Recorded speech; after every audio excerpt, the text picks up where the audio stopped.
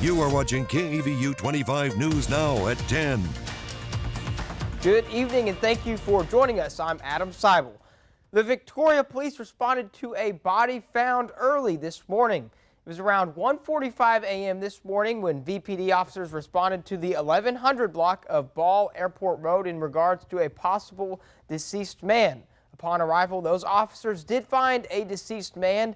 As of right now, there are no details on that body that was found, and it's an ongoing death investigation. We did check with VPD right before going on air, and they said at this time still no updates other than it was a male body. There will be a VISD special called board meeting Tuesday, July 25th in the search for the District 2 trustee. The meeting will be at 5:30 p.m. at the VISD Administration Building. That's at 102 Profit Drive.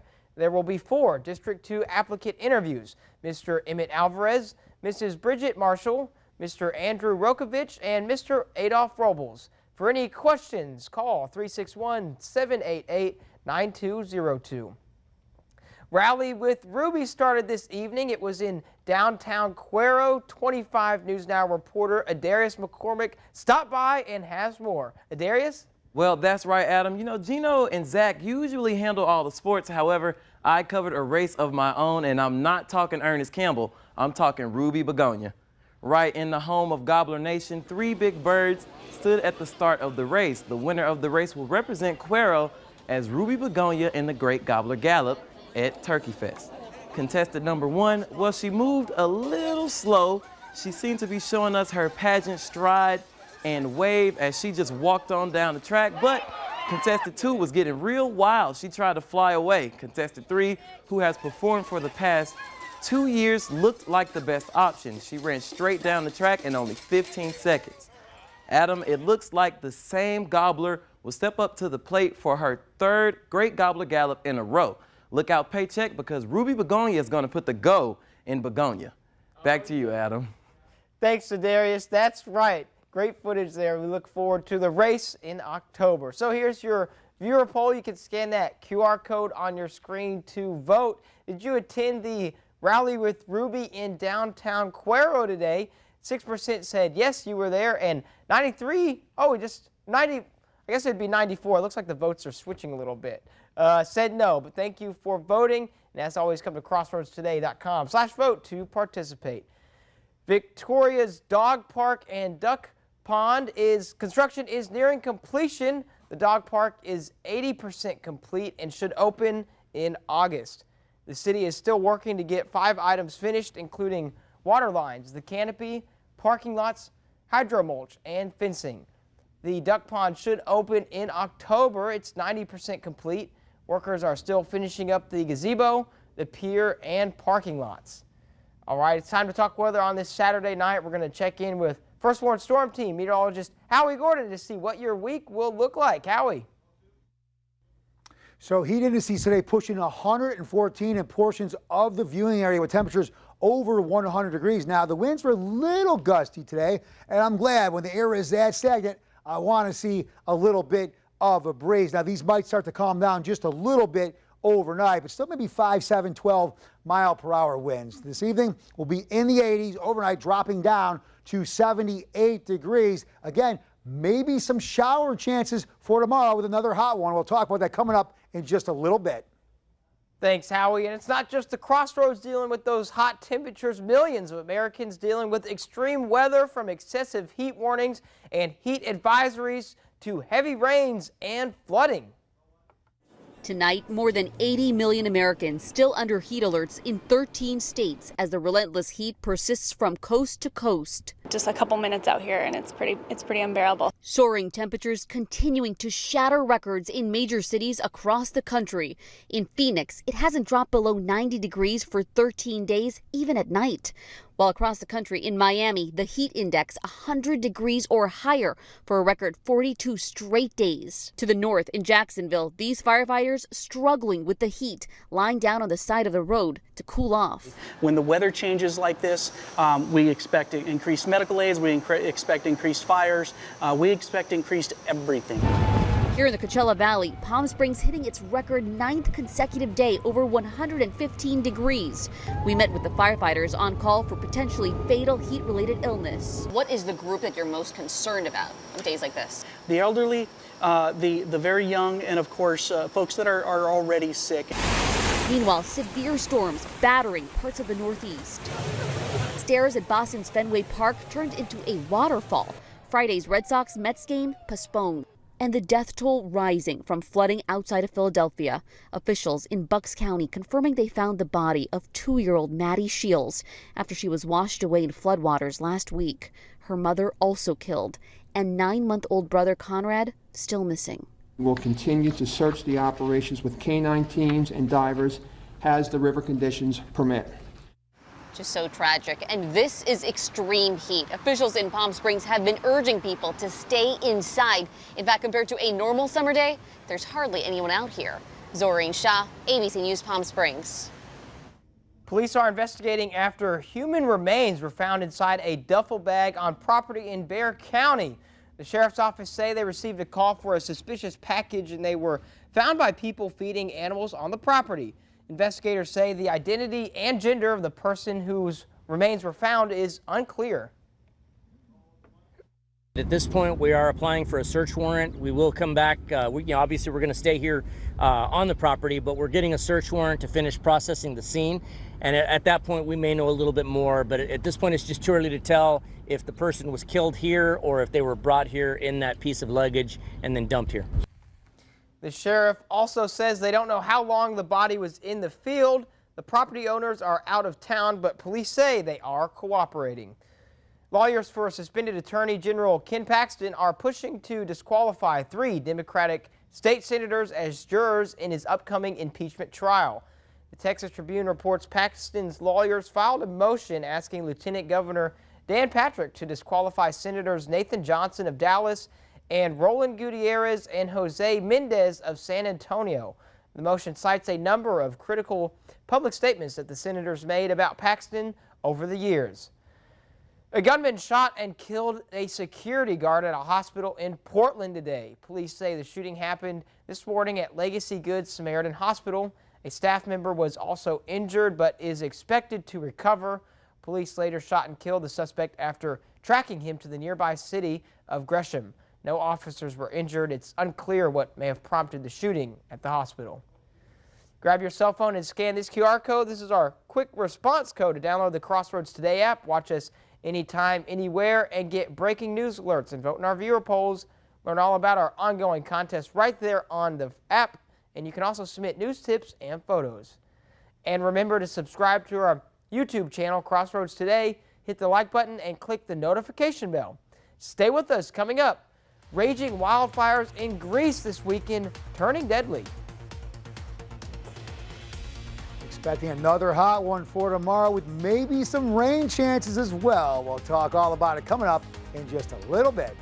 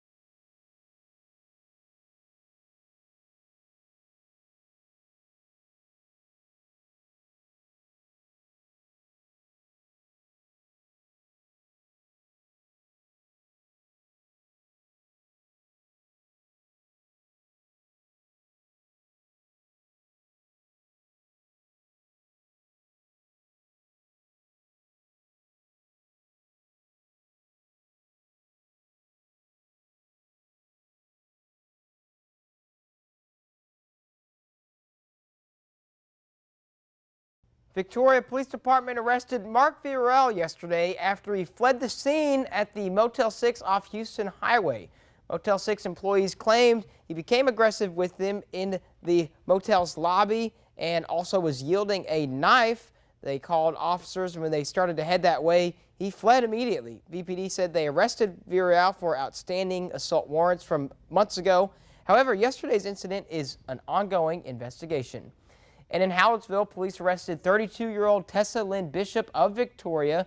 She was arrested on a disturbance call at a grocery store parking lot, and Bishop was found to have an outstanding warrant for her arrest out of Victoria County for a violation of probation. The Justice Department plans on taking legal action against Texas. That's according to a letter it sent to Governor Greg Abbott. The action would be against the floating barriers in the Rio Grande to stop migrants from crossing the border. In the letter, the DOJ says the barriers, quote, violate federal law, raise humanitarian concerns, and present serious risks to public safety and the environment. But Governor Abbott tweeted Friday that Texas has the sovereign authority to defend the Texas-Mexico border. New information about a deadly ambush of police officers in Fargo, North Dakota. Investigators say they found evidence that the suspect may have been planning a bigger attack. This comes as the police officer killed in the ambush is laid to rest. Funeral services were held Saturday for Fargo police officer Jake Wallin, who was shot and killed on July 14th. Jake was the little boy I adored, who grew into the young man I admired and was oh so proud of. The 23-year-old veteran of the Minnesota National Guard had joined the Fargo Police Department earlier this year. Fellow officers and members of the community lined the streets to pay their respects. Wallin and 2 other officers were responding to the scene of a fender bender when police say the suspected shooter, Mohammed Barakat, armed with a long rifle and handgun, opened fire from inside his car, its back window spray painted black. Police say it was as the 37-year-old suspect exited the car, still firing at police, when Officer Wallin was fatally shot. His final act of valor was to selflessly face the shooter and attempt to neutralize him to save others. 2 other officers and a civilian were injured before the suspect was shot and killed by a 4th officer. North Dakota's Attorney General says investigators believe Barakat was planning a larger attack. Police say his internet search history showed searches for explosive ammo, kill fast, and mass shooting events, as well as a search for a downtown street fair the night before the shooting. In the days leading up to there, he's looking for specifically to the region for large crowd events in the region. Inside the suspect's car, authorities say they found this massive arsenal, including a homemade grenade, gasoline canisters, and propane tanks containing improvised explosives. Flags were ordered to be flown at half-staff through Saturday in North Dakota and in Wallin's home state of Minnesota. Lionel Moyes, ABC News, New York. 500,000 Texans, including many children, disabled adults, and pregnant women, lost Medicaid coverage after continuous coverage ended in April, which left many unaware and without access to medical treatment. You can find this and more on our Twitter, Crossroads Today. And now to that blistering heat across Europe and those raging wildfires in Greece turning deadly. At least 2,000 tourists forced to evacuate the Greek island of Rhodes. As wildfires burn for a 6th day straight, Greek authorities expect this heat wave to last up to an unprecedented 17 days. These images tonight capturing the urgent race to evacuate 2,000 people from wildfires scorching Greece. 20 private boats, 4 Coast Guard vessels, 2 Army boats, and a Navy ship helping as flames threaten homes. Thank you very much, guys. Hot, dry, and windy conditions fueling this large blaze and dozens of others burning across Greece. More than 100 homes and businesses torched as wildfires burned for a 6th straight day. Much of the country experiencing its hottest days on record, with temperatures soaring to 113 degrees in Athens today. 1 man dying while delivering food. American tourists trying to stay cool at the Acropolis before the heat shut it down for the day. I've wanted to see this my entire life. I hope I can make it. Large swaths of southern Europe experiencing temperatures above 100 degrees, while northern Italy pummeled by hail, and in Milan, an apparent tornado. Back here in Greece, a break in the weather is forecast for Monday, but it will only be a brief one, as another heat wave is expected from Tuesday through the end of next week. Marcus Moore, ABC News, Athens. For more on today's news stories, come to crossroadstoday.com, and while you're there, don't forget to submit your birthday wishes. Caroline Ostrain will read them live on 25 News Now Sunrise, and you can also submit a local military hero. This month's will air just a few days on Tuesday. High pressure might just move far away enough to allow some showers today. We'll talk about that straight ahead.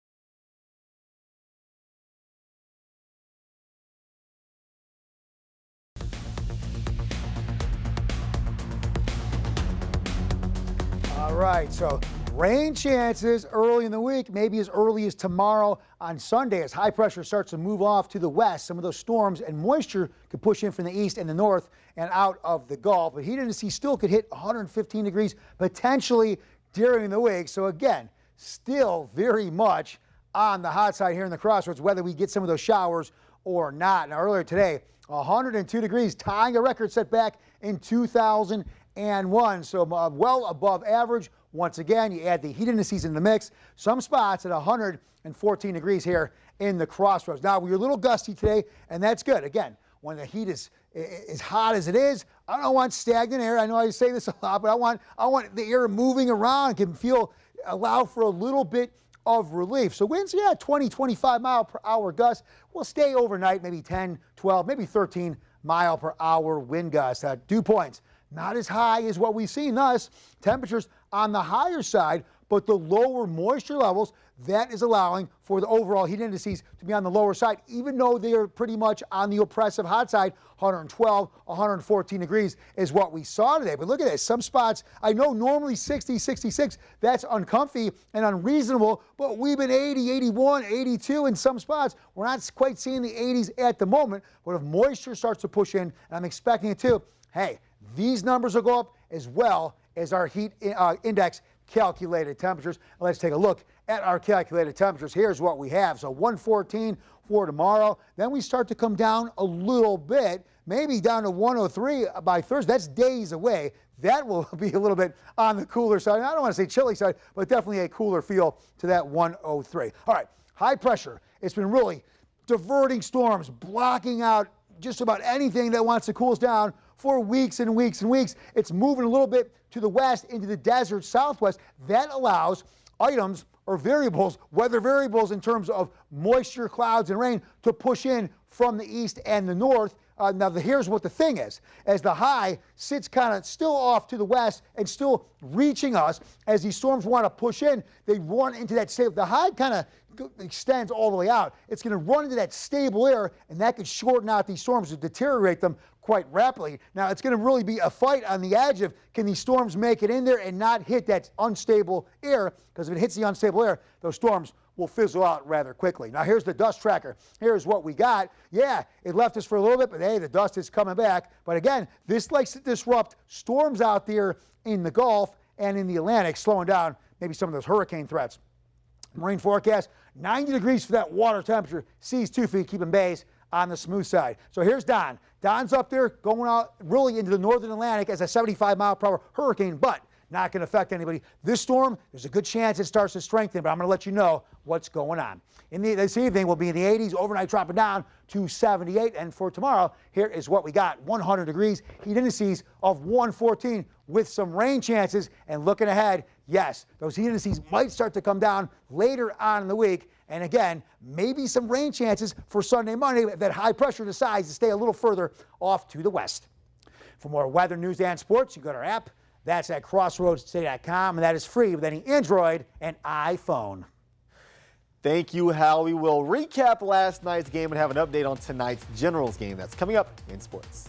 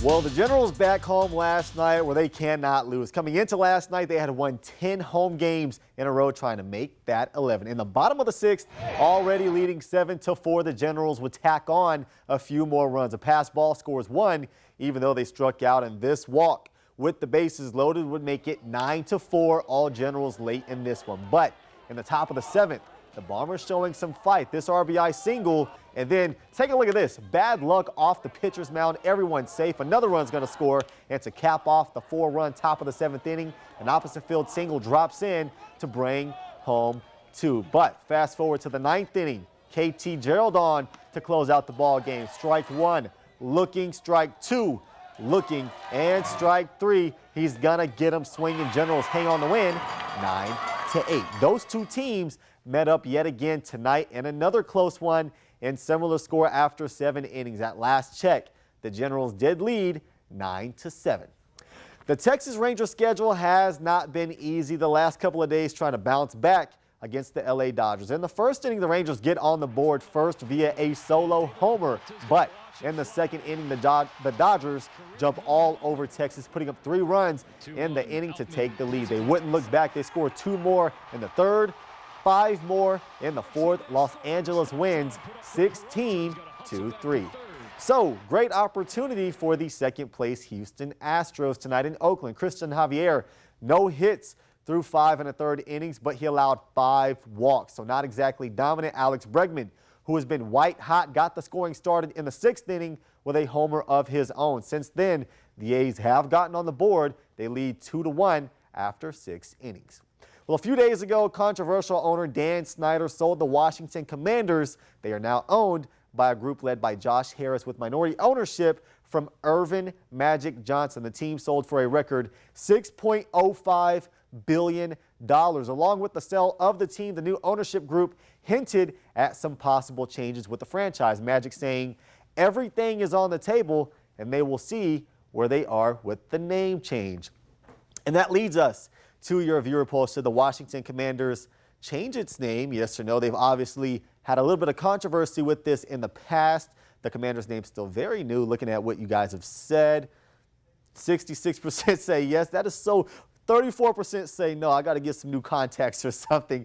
Thank you guys for voting. Come to crossroadstoday.com/vote to participate. Last night, one of the biggest international athletes made his presence felt in the States. Lionel Messi with the storybook ending to his MLS welcome. A free kick with pretty much no time left in the game is going to win it for Inter Miami. I saw reports that tickets were about $30 before Messi ever signed. They were many, many thousands more last night. Worth it if you got it. A signature finish for one of the greats.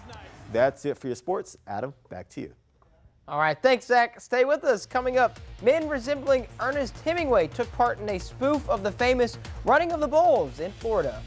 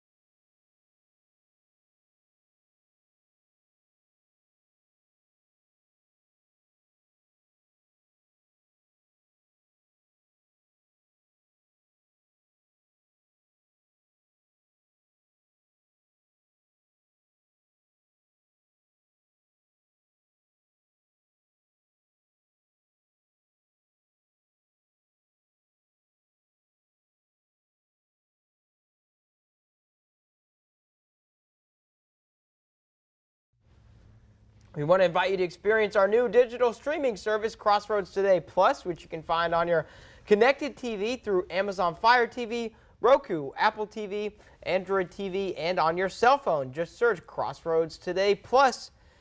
Key West celebrates its own version of the running of the bulls, and it's much tamer than what they do in Spain. Every year in Key West, men resembling Ernest Hemingway parade through the streets with life-size replicas of bulls on wheels. The event is part of the Hemingway Days celebration, which honors the author who lived in Key West in the 1930s. Later this weekend, one of these bearded men will be chosen as the winner of the Hemingway Look-alike contest. Hemingway wrote some of his most enduring classics while living in Key West, including For Whom the Bell Tolls. You know, Zach, they ain't got nothing on Cuero Turkey Fest. Hey, no, Ruby Begonia, that race is a lot better than the running of the bulls. Much more safe as well. Oh, yeah. Oh, we got one last look at weather with Howie.